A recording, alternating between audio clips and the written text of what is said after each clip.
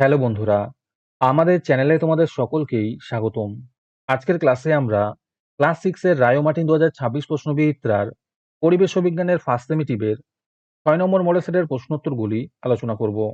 পরিবেশ ও বিজ্ঞানের আগের মডেল সেটগুলির প্রশ্নোত্তরের ভিডিও তোমরা যদি দেখে না থাকো, তাহলে অবশ্যই আমাদের চ্যানেলে গিয়ে দেখে নিও। নিচে ডিসক্রিপশনের লিংক আমি দিয়ে রাখলাম। আর তোমরা যদি আমাদের চ্যানেলে নতুন হয়ে থাকো, তাহলে চ্যানেলটিকে সাবস্ক্রাইব করে পাশে থাকা বেল আইকনটি অলে প্রেস করে রেখো। তাহলে পরের ক্লাসের ভিডিওগুলি আমি আপলোড করলেই তোমাদের কাছে নোটিফিকেশন পৌঁছে যাবে। তাহলে শুরু করা যাক। ফিজিক্যাল সায়েন্সের মধ্যে আছে সঠিক উত্তরটি নির্বাচন করো। প্রথম প্রশ্ন হলো, ঘড়ির কাঁটার ঘূর্ণন একটি পর্যায়বৃত্ত ঘটনা। দ্বিতীয় প্রশ্ন হলো, ফসফরাস পেন্টাক্লোরাইডে ক্লোরিন পরমাণুর সংখ্যা কত? এর উত্তর হবে 5। 3 নম্বরে আছে একটি তরল ধাতুর নাম হলো পারদ।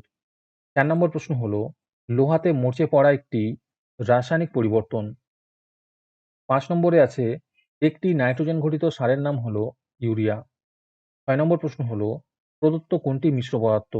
এর উত্তর হবে বায়ু। 7 নম্বরে আছে প্রদত্ত কোনটি অধাতু কিন্তু তাপ ও তড়িতে সুপরিবাহী? এর উত্তর হবে গ্রাফাইট। 8 নম্বর প্রশ্ন হলো, নিম্নোক্ত কোন পদ্ধতির সাহায্যে লবণ জলের মিশ্রণ থেকে লবণকে পৃথক করা যায়? এর উত্তর হবে কেলাসন পদ্ধতিতে। আজকের সমাধান করা মডেল সেটটির মূল্য মাত্র 3 টাকা। তোমরা আমাদের হোয়াটসঅ্যাপ নাম্বার 7501121499 যোগাযোগ করে এই মডেল সেটটি নিতে পারো এবং পরবর্তী মডেল সেটের ভিডিও পেতে আমাদের ইউটিউব চ্যানেলটি সাবস্ক্রাইব করে রেখো এবং অ্যাডভান্স নোটিফিকেশন পেতে আমাদের হোয়াটসঅ্যাপ চ্যানেল জয়েন করতে পারো। ডিসক্রিপশনে লিংক দেওয়া রইল, তোমরা সেখানে গিয়ে আমাদের হোয়াটসঅ্যাপ চ্যানেল জয়েন করতে পারো। তারপরে 2 নম্বরে আছে অতি সংক্ষেপে উত্তর দাও। 1 নম্বর প্রশ্ন হলো, চিনির মধ্যে কি কি মৌল থাকে? এর উত্তর হবে কার্বন, হাইড্রোজেন এবং অক্সিজেন। দ্বিতীয় প্রশ্ন হলো, ধাতু ও অধাতুর মধ্যে একটি পার্থক্য লেখো। ধাতুর মধ্যে হবে এরা সাধারণ অবস্থায় কঠিন হয়, আর অধাতুর মধ্যে হবে এরা সাধারণ অবস্থায় তরল গ্যাসীয় হয়। অথবাতে আছে সবচেয়ে হালকা ধাতুর নাম কি? এর উত্তর হবে লিথিয়াম। 3 নম্বর প্রশ্ন হলো, জল যৌগিক পদার্থ কিনা যুক্তি দাও। এর উত্তরটি দেখে নিও। 4 নম্বর প্রশ্ন হলো, খাদ্য লবণের সংকেত কি? এর উত্তর হবে NaCl। অথবাতে আছে হিলিয়ামের যোজ্যতা কত? এর উত্তর হবে 0। তারপরে 3 নম্বরে আছে সংক্ষেপে উত্তর দাও। এই প্রশ্নের উত্তরগুলি আমি তোমাদের দেখিয়ে দিচ্ছি, তোমরা দেখে দেখে নোট ডাউন করে নিও। প্রথম প্রশ্ন হলো, ম্যাগনেসিয়াম ধাতুর ফিতেতে বাতাসের উপস্থিতিতে আগুন ধরালে কি উৎপন্ন হবে? সমীকরণ সহ লেখো। একের অথবাতে আছে পর্যায়বৃত্ত ও অপর্যায়বৃত্ত ঘটনা কি? উদাহরণ সহ আলোচনা করো।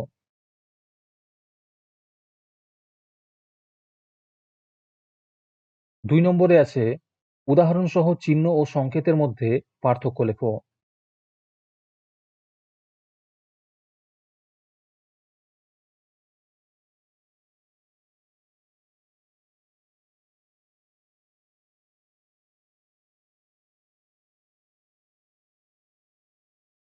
3 নম্বর প্রশ্ন হলো, হাইড্রোজেন গ্যাস ও অক্সিজেন গ্যাসের ব্যবহার লেখো। 4 নম্বর প্রশ্ন হলো, পরিবর্তনশীল যোজ্যতা কাকে বলে? উদাহরণ দাও।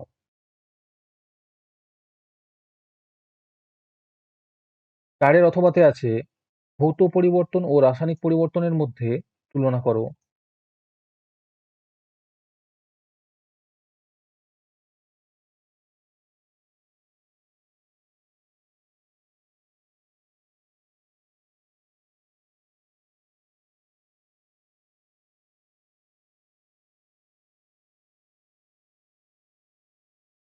তারপরে লাইফ সায়েন্সের মধ্যে আছে সঠিক উত্তরটি নির্বাচন করে বাক্যটি সম্পূর্ণ করো। প্রথম প্রশ্ন হলো, ধান খেতে প্রদত্ত কোনটি চাষ করলে জমিতে আর সার দিতে লাগে না? এর উত্তর হবে অ্যাজোলা। দ্বিতীয় প্রশ্ন হলো, কড মাছের লিভারে থাকে ভিটামিন। 3 নম্বর প্রশ্ন হলো, অগ্নাশয়ের জীবাণু বাসা বাঁধে অন্ত্রে।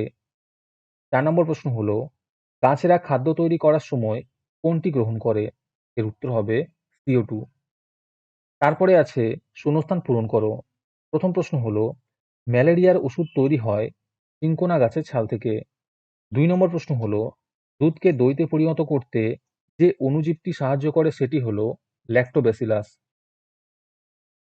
তারপরে ৩ নম্বরে আছে, একটি বাক্যে উত্তর দাও। যেকোনো দুটি করতে বলেছে।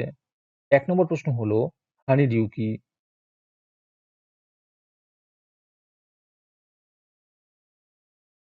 ২ নম্বর প্রশ্ন হলো, একটি পরজীবী উদ্ভিদ ও একটি পরজীবী প্রাণীর নাম লেখো। এর উত্তর হবে, একটি পরজীবী উদ্ভিদের নাম স্তনলতা ও একটি পরজীবী প্রাণীর নাম হলো উকুন। ৩ নম্বর প্রশ্ন হলো, দুটি উদ্ভিদের নাম লেখো যা থেকে আমরা বস্ত্র উৎপাদনের তন্তু পেয়ে থাকি।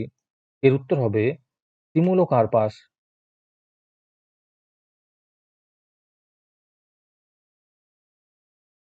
তারপরে ৪ নম্বরে আছে, যে কোনো একটি প্রশ্নের যথাযথ উত্তর দাও।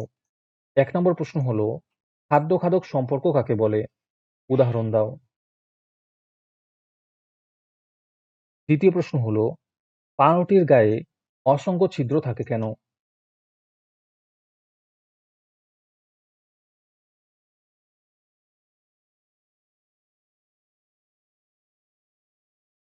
আজকের ক্লাসটি তোমাদের ভালো লেগে থাকলে ভিডিওটিকে লাইক এবং চ্যানেলটিকে সাবস্ক্রাইব করে দিও।